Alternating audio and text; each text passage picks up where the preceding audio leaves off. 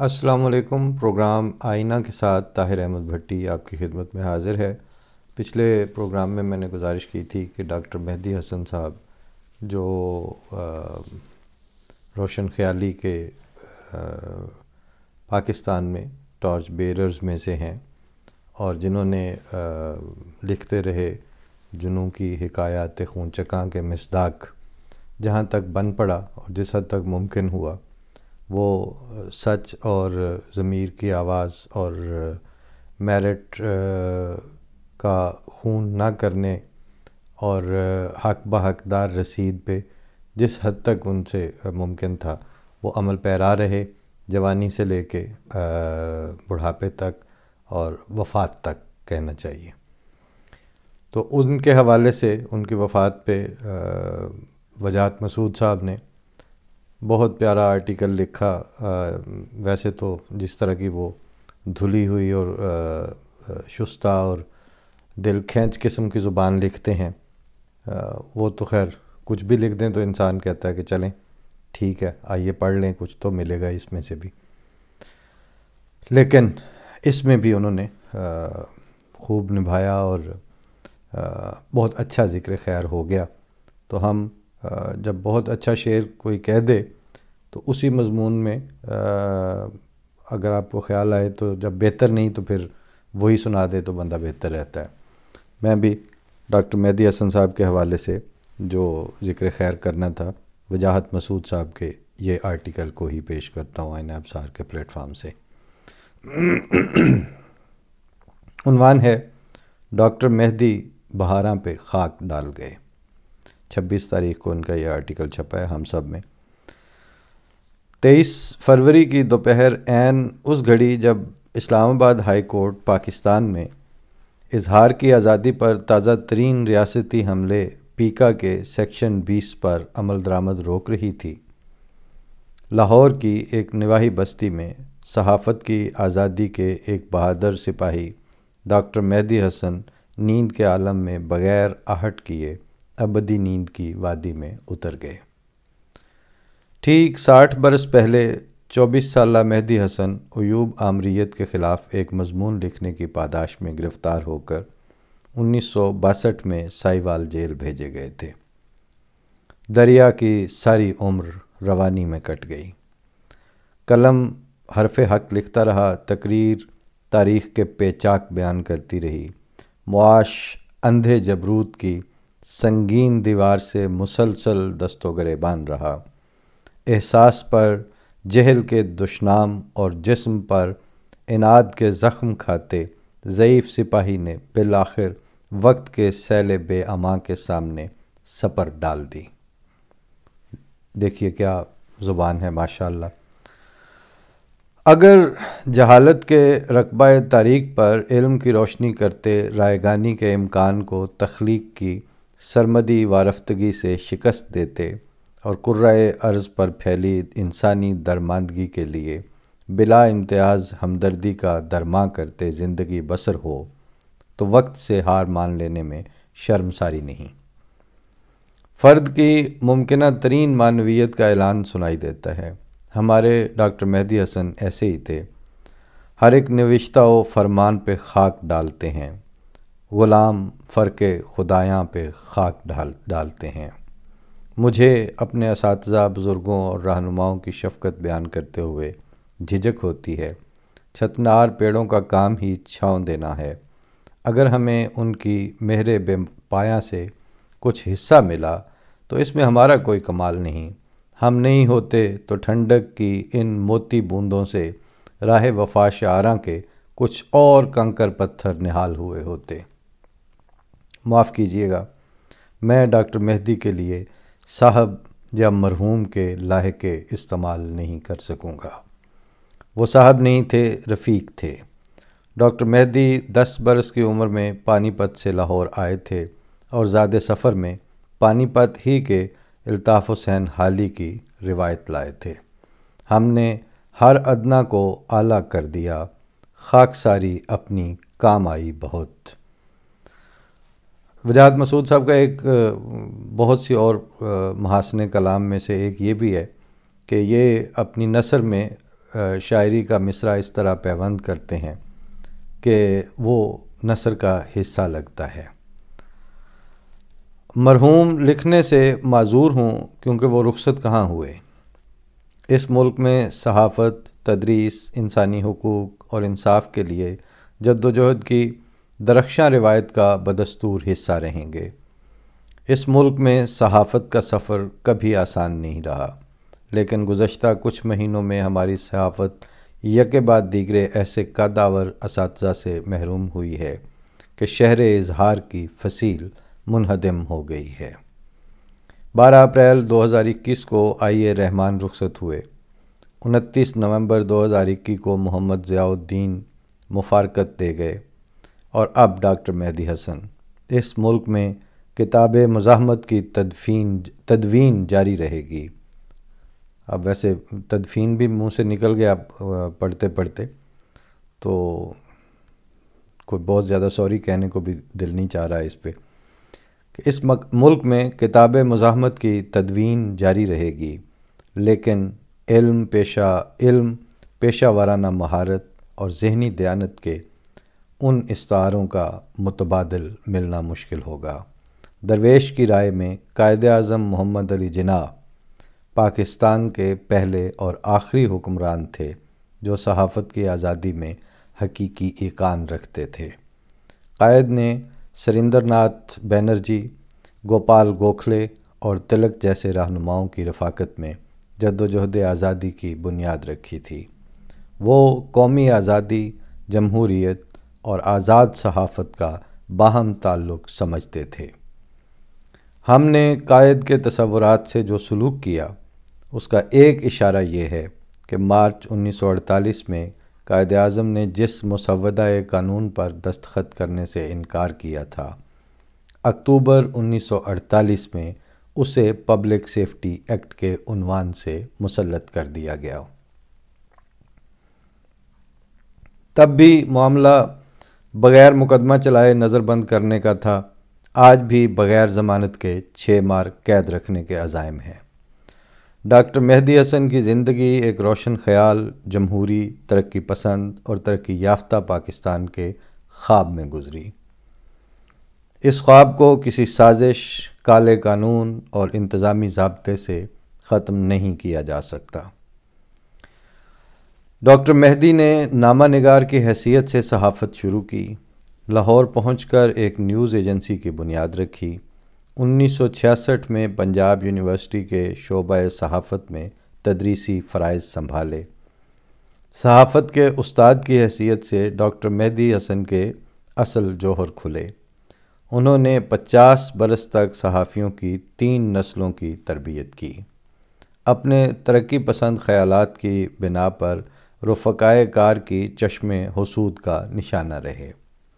برخود غلط طلباء کی کوتاہ نگاہی کا رنج بھی اٹھایا، لیکن ان سے محبت کرنے والے طالب علموں کا ایک انبوہ تھا جو انہیں حصار احترام میں لیے رکھتا تھا۔ ڈاکٹر مہدی کے نظریاتی مخالف بھی ان کی فکری دیانت، ذہنی تہذیب اور اصول پسندی کے قائل تھے۔ ایسے ابلہ پاش شخص کو اس سے کیا فرق پڑ سکتا تھا کہ برسوں ان کی ڈاکٹریٹ کی تکمیل میں رکاوٹ ڈالی گئی۔ 18 برس تک لیکچرر کے گریڈ میں رکھا گیا۔ ڈاکٹر مہدی کی تصانیف پڑھ کر امتحان پاس کرنے والے ان کے ممتحن قرار پائے۔ پاکستان کے تنخواہیہ طبقے میں ایسی کم ظرفی کی بہت سی مثالیں ملتی ہیں۔ ضیاء آمریت کی مخالفت میں ملازمت سے برطرف کیے گئے۔ عدالت نے ناصحانہ مشورہ دیتے ہوئے کہا کہ آپ استاد ہوتے ہوئے سیاست میں حصہ کیوں لیتے ہیں؟ ڈاکٹر مہدی نے اپنے مخصوص ٹھہرے ہوئے مگر گرجدار لہجے میں جواب دیا، سیاست کی تعلیم دینا بطور استاد میرے منصب کا حصہ ہے۔ سیاست کی تعلیم وہ طالب علموں ہی کو نہیں، بے نظیر بھٹو اور آصف زرداری کو بھی اسی دو ٹوک انداز میں دیتے تھے۔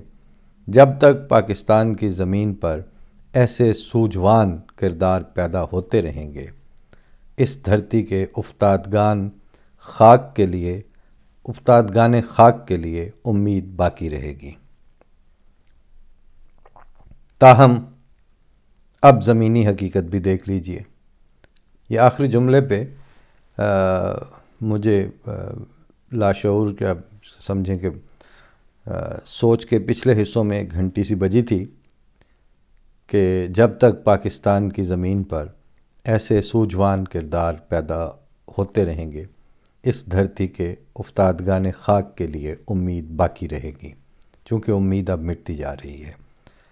تو جب یہ فکرہ تھوڑا سا کھلا مجھے، تو آگے تاہم کے بعد میرا خیال ہے یہی بات کرنے لگے ہیں وجاہت مسعود صاحب کہ تاہم اب زمینی حقیقت بھی دیکھ لیجئے۔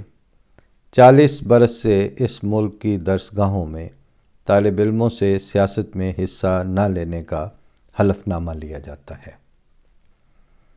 تعلیم یافتہ طبقے کو سیاست سے بیگانگی کا حکم دیا جائے گا تو پھر کیا تعجب کہ شہری عملی زندگی میں داخل ہو کر اجتماعی بہتری کی بجائے ذاتی مفاد کی دوڑ میں شریک ہوگا، نیز پارلیمنٹ کے فلور پر سیاسی استدلال کی بجائے گالی دشنام کی گونج سنائی دے گی۔ اجاڑ موسم میں ریت دھرتی پہ فصل بوئی تھی چاندنی کی، اجاڑ موسم میں ریت دھرتی پہ فصل بوئی تھی چاندنی کی، اب اس میں اگنے لگے اندھیرے تو کیسا جی میں ملال رکھنا۔ اب اس میں اگنے لگے اندھیرے تو کیسا جی میں ملال رکھنا۔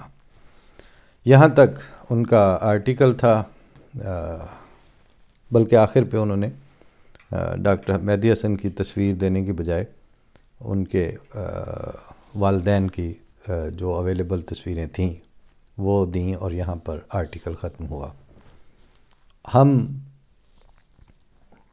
کوئی دل ٹوٹا یوں لگا مجھ کو کہ کرۂ روشنی ہی ٹوٹ گیا والی بات، کہ ایسی جب کوئی صورتحال آتی ہے تو لامحالہ ذہن اس طرف جاتا ہے کہ وہ جو کچھ روشنی دینے والے تھے اور کہیں کہیں شمع روشن رکھنے اور شمع روشن رکھنے کی قیمت ادا کر سکنے والے لوگ تھے، ان کی ریپلیسمنٹ اور ان کا متبادل اب کس طرح کے لوگوں سے ہمیں دیکھنے کو مل رہا ہے۔ شاگردوں میں تو پھر حامد میر بھی تقریباً اسی دور کے آتے ہیں، اور میس کمیونیکیشن کے ساتھ خاص طور پر پنجاب یونیورسٹی کا جو میس کمیونیکیشن ہے اس کے ساتھ ایک یہ ویسے بہت ہی ستم ظریفی کہنا چاہیے کہ جس میں عبدالمجید سالک اس کے چیئرمین رہے ہوں اور ان کے نام کی چیئر آج بھی ہو، اس شعبے میں ضمیر کی آواز پہ سٹینڈ لینے والوں کے ساتھ یہی بدسلوکی ہوتی رہی۔ جیسے ڈاکٹر مہدی حسن صاحب کا انہوں نے بتایا کہ لمبا عرصہ ان کی پی ایچ ڈی روک کے رکھنا یا اس کو التوا میں ڈالے رکھنا اور لیکچرر کے گریڈ سے اوپر پروموٹ نہ ہونے دینا۔ اسی طرح اسی mass communication Punjab university Lahore میں ہی ڈاکٹر حفیرہ، ان کی پی ایچ ڈی صرف اس بنیاد پر 1000 صفحے کا وہ مقالہ تھا، تقریباً 900 کچھ صفحے کا، اور میں نے جب ایک تحقیق تھی اردو کالم نگاری کے 50 سال کا ادواری جائزہ، اس میں میں نے اسسٹ کیا تھا، تو اس میں ڈھونڈتے ڈھونڈتے پتہ چلا کہ ڈاکٹر حفیرہ کا جو مقالہ تھا اس کا عنوان تھا اردو صحافت کے 125 سال۔ تو انہوں نے اس کو جب ابتدا سے اٹھایا تو اس زمانے کے جو غیر منقطع تسلسل کے ساتھ آنے والے رسالے تھے، اس میں مصباح، اس میں تشہیز الاذہان اور اس میں الفضل اور یہ دیگر جماعت احمدیہ کی اردو کی پبلیکیشنز، اس طرح کے منتھلی اور روزنامے، تو انہوں نے چونکہ ان کا موضوع یہ تھا کہ اردو صحافت، تو انہوں نے ان کو انکلوڈ کیا اور ان کی تصویریں اور اس کے اوپر جو کچھ چھپ رہا تھا، جو موضوعات تھے، اس پہ بات کی۔ تو میری چونکہ ان سے خود ملاقات رہی اسی سلسلے میں، تو بتایا انہوں نے مجھے کہ میرے سپروائزر تھے جسٹس سردار اقبال صاحب. تو انہوں نے مجھے کہا کہ یہ تم ضیاء کا دور ہے اور یہ والا حصہ نکال دو گی تو یہ تھیسس اپروو ہو جائے گا، تو کیوں اپنی پی ایچ ڈی کھوٹی کر رہی ہو؟ بات تو ٹھیک ہے یہ جو کچھ ہے. تو ڈاکٹر افیرہ نے کہا کہ سر پی ایچ ڈی کی ڈگری ملتی ہے یا نہیں ملتی، تھیسس اپروو ہوتا ہے یا نہیں ہوتا. میری ریسرچ میں یہ سب سے طویل عرصے سے چلتے آنے والے روزنامے ہیں، میں تو یہ حصہ نہیں نکال رہی. انہوں نے پھر نہیں نکالا اور ان کی پی ایچ ڈی بھی بوڑھی ہو گئیں تو زیر التوائی رہی.